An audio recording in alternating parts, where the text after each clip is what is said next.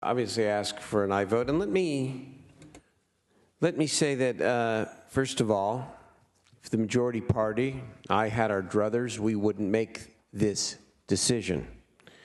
And you know, we argue a lot about philosophy, and we hammer you pretty hard. We hammer the minority party pretty hard, rightfully, on this pledge.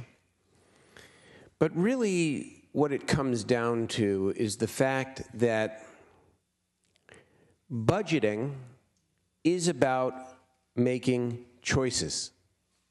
It's about making choices. And the reason why this philosophical discussion becomes very real is, as Senator Evans, I believe, said a few moments ago, you've literally taken half the choice off the bargaining table. I noted my friend Senator Cannella's comments about his willingness to stand up today and to vote for a managed care tax. And I think Senator Emerson, others, it's well known, it's been done it before. So this is the situation we find ourselves in. You state strongly and with great vigor and firmness that you're willing to raise taxes to protect 880,000 children. Good for you. You're unwilling to consider raising any kind of a tax for the 7.5 million people on Medi-Cal. And let me go farther. Where were you over the last 5 years insisting on the revenue as we reluctantly eliminated numerous optional benefits in Medi-Cal, dental services, reduced amounts for medications, eliminating adult day health care, limiting utilization of benefits, all of that? Where were you on behalf of the kids who happen to come under the category of Medi-Cal? You see, you can't fool people with selective outrage. You have to have some consistency to your point of view. And I would assert that you do not. Now, Senator Emerson correctly said we ought to talk a little bit about healthy families.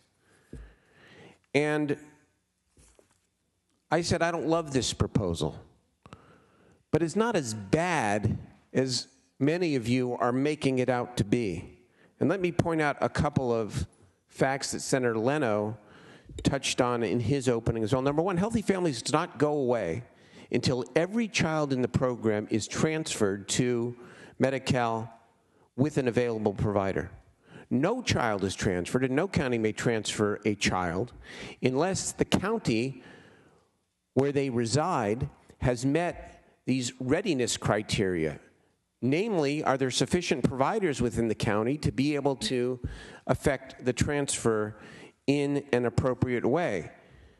Again, to pick on the party here too much, but the party of administrative efficiency sort of ignores the fact that we have two separate healthcare programs now. Two separate healthcare programs really serving a lot of the same children. And finally, while the issue of provider access is very real, and Senator Hernandez and others are absolutely correct that we have to watch this implementation like hawks and ensure that the transition is slow enough and careful enough that kids don't get left through the cracks. But here's the fact. In 13 counties that have two-plan local initiatives, there is an overlap between Medi-Cal and healthy families of over 85% of the providers. For the two-plan commercial counties, 14 in total, 79.30% overlap. Geographic managed care, 82% among the 6 plans. Among 10 county-organized health system counties, and nearly 90% overlap between providers. So I'll conclude with where I started. Budgeting is about choices.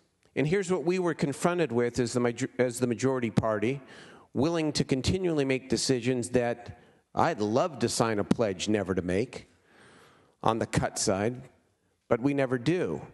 The choice was, in light of all the cuts we were already making to CalWORKs, child care, Cal grants, the fact that we were trying to protect higher education in the Department of Developmental Services, we decided that saving $75 million a year, $75 million a year, in this way is better than an additional $75 million worth of core cuts to these other vital services. This is what responsible people do in tough times. We make tough decisions, even if we don't like them. I urge an aye vote.